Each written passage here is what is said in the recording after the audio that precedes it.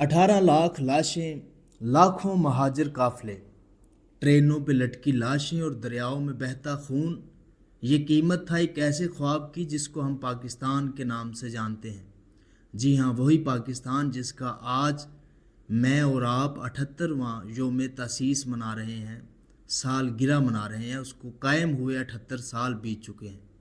एक ऐसा ख्वाब जो सिर्फ ज़मीन का नहीं था, ये ख्वाब गैरत का था, ये ख्वाब आज़ादी का था और ये ख्वाब ईमान का था। लेकिन आज 78 साल बाद सवाल ये है कि हमने इस ख्वाब के साथ क्या किया, हमने क्या पाया और क्या खोया के उन्वान पर आज हम गुफ्तगू करेंगे।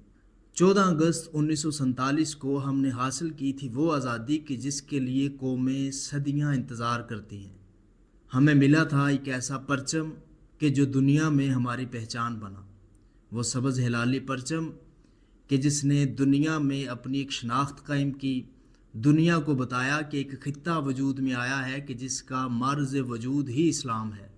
और फिर अल्लाह ने हमें एटमी कुव्वत बनाया और हमें ऐसी सरजमीन मैसर आई जोग्राफिया के लिहाज से, हर हवाले से इतनी खूबसूरत, इतनी बेहतरीन, इतनी खुशादा कि जिसके ख्वाब, जिसकी हसरत दुनिया की हर खित्ते को है।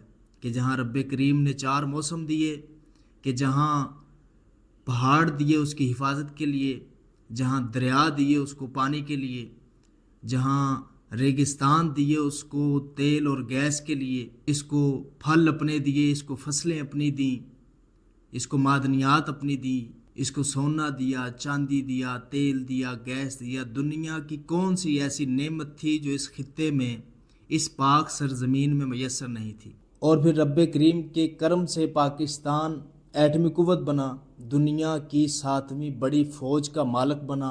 और फिर इस वतन अज़ीज़ को एक ऐसी नेमत से नवाजा कि जिस नेमत की इस मुल्क में कोई कदर 78 सालों में नहीं की गई। और वो नेमत थी नौजवान, वो नेमत थे आप, वो नेमत था मैं और मेरे जैसे सैकड़ों नौजवान जो आला तलीम हासिल करने के बाद दियारे गैर में ऐसे ऐसे काम करने पर मजबूर हैं कि जो हमारे यहाँ चपड़ासी किया करता है, यहाँ दर्जा चहारम का कोई मुलाजम किया करता है। तो पाकिस्तान को नौजवान दिए और ऐसे नौजवान दिए कि जो काबिलियत के लिहाज से, जहनी मजबूती के लिहाज से, हर हवाले से बहुत मजबूत थे और बहुत ही काबिल थे। बहुत सी नेमतें रब्बुल जलाल ने इस वतन अजीज़ को दी थी। मसला कहाँ आया, हमने कौन सी चीज़ खो दी कि हम 78 सालों में तनज़ुली की तरफ जा रहे हैं। 1947 में 14 अगस्त को वतन अजीज़ जब हिंदुस्तान से अलग हुआ, अंग्रेज़ों ने जब इसकी तकसीम की तो सिर्फ झंडे की तब्दीली आई। तो जैसे ही ये वतन अजीज़ 14 अगस्त 1947 को मार्ज़ वजूद में आया तो उसी वक्त ही बुनियादें रख दी गईं इस चीज़ की कि इस मुल्क को कौन चलाएगा।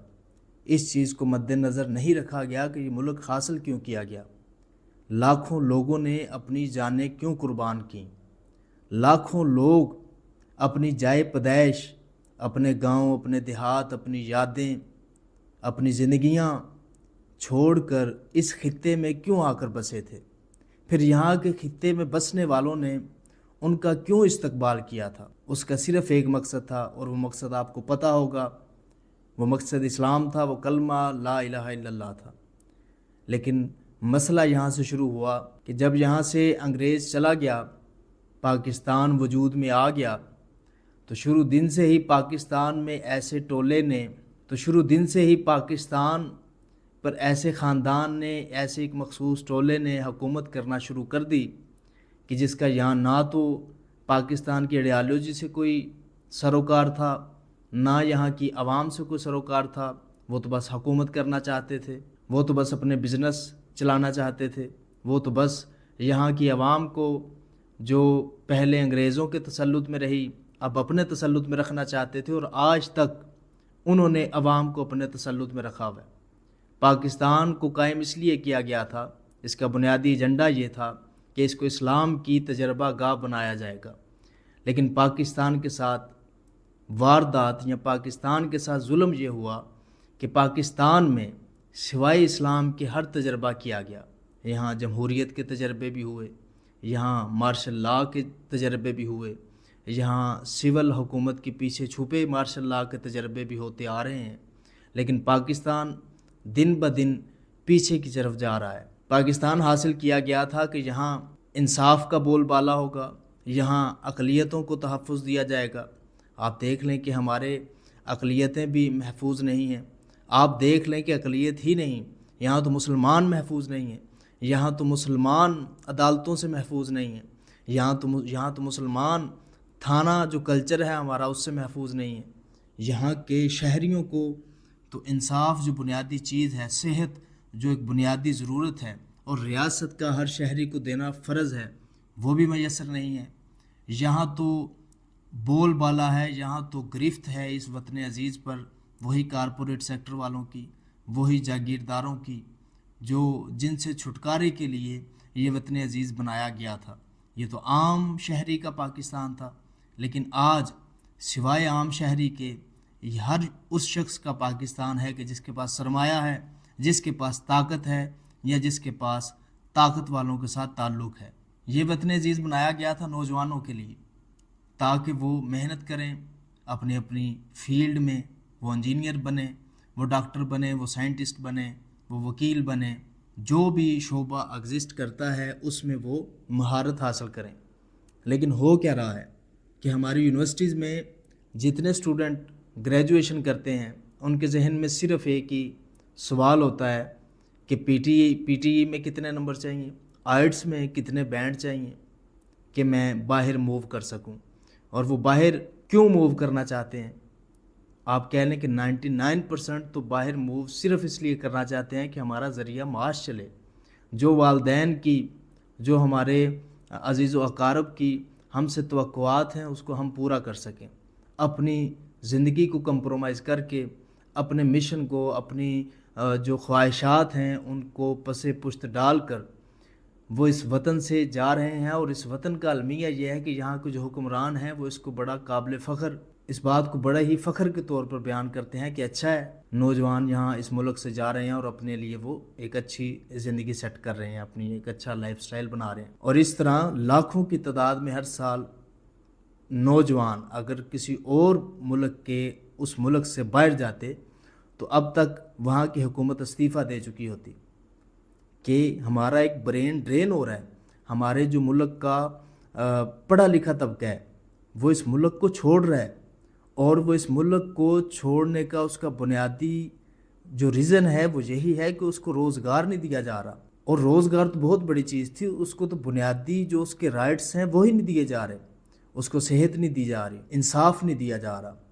اور پھر ایک ہی ہمارے پاس تھا اور وہ تھا ووٹ، اب تو اس سے ووٹ کا حق بھی چھین لیا گیا ہے، اب تو اس کے ووٹ کی بھی اہمیت نہیں رہی۔ اور یہ اقرار بارہا ہمارے جو اثر و رسوخ رکھنے والے یا جو ملک چلانے والے لوگ ہیں وہ بھی اس کا اقرار کر چکے ہیں۔ تو یہ پاکستان اس لیے نہیں بنا تھا۔ آپ جشن منائیں، آپ دیکھیں گے کہ پورے پاکستان میں 14 اگست کو لے کے سرمنیز رکھی گئی ہیں، ان میں کسی جگہ کوئی فنکار آ رہا ہے، کسی جگہ کوئی گلوکار آ رہا ہے، عوام کو انہوں نے گانوں اور ملی نغموں میں الجھا کے محب وطن بنانے کی کوشش جاری ہے۔ اور وہ محب وطن شاید اس لیے بنا رہے ہیں کہ ہمارے اقتدار کو مسئلہ نہ ہو، یہ محکوم قوم، یہ غلام، ذہنی طور پر غلام قوم جون سی ہے کہ جس کو اس وطن عزیز سے زیادہ اپنے سیاسی پیشواؤں کی قدر ہے، کہ جن کے نزدیک اس وطن عزیز کی اتنی ہی عزت ہے کہ جن کے نزدیک وطن عزیز ان کے لیڈر کے بعد آتا ہے۔ میں ان سے یہی گزارش کروں گا کہ یہ وطن بہت سی قربانیوں سے حاصل کیا گیا ہے، اس وطن کے لیے قربانیاں سوائے اسلام کے اور کسی مقصد کے لیے نہیں دی گئی تھی۔